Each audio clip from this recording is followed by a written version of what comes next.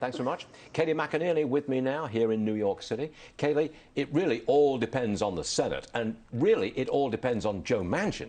That's right, and some others. Look, Joe Manchin, of course, is the one because he has problems with the paid family leave provisions. He's expressed his discontent through the process. You also have Bernie Sanders and Bob Menendez who say, hey, I have a problem with the local tax deductions in blue states. Then you have Michael Bennet, who also has problems with the SALT deductions. He's from Colorado. Then after all of that said and done, the Byrd rule that pertains to reconciliation means the immigration provisions of the House drop out, and you send it all back to the House to see if the squad accepts it without the immigration provisions and whatever changes Manchin makes. What happens if they don't? If the squad doesn't accept the immigration features, what happens then? Then you might have a standoff. We saw that standoff between Pelosi and the squad.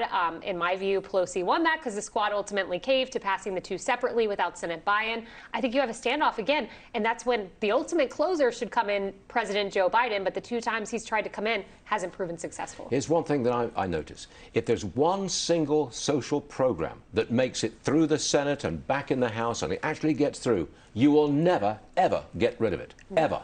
Because it's an entitlement program. You can't take it back. Footnote, see the Affordable Care Act for evidence of that. And the CBO score goes for 10 years, Stuart. But what about the many decades thereafter that these programs continue? That cost is not accounted for. Okay. Runaway cost, right there. All right. Vice President Harris says she and the president are absolutely not yet discussing the 2024 race. Maybe they should be discussing the president's falling approval ratings. Look at this. Quinnipiac has the approval for the president down to 36% and Harris 28%. I think the Democrats need to pivot, but I don't think they can. What say you? I think you're exactly right. They do need to pivot. We saw President Barack Obama, President Clinton make a comeback, especially President Obama after losing Virginia in the same fashion President Biden did. But to make a comeback, you need to reverse course on some of your policies. You need to acknowledge, as they're finally doing that, inflation is real, and tell us your plan to bring down inflation, lower gas prices. We haven't seen that. I don't think they have the ability to pivot, but I will say this.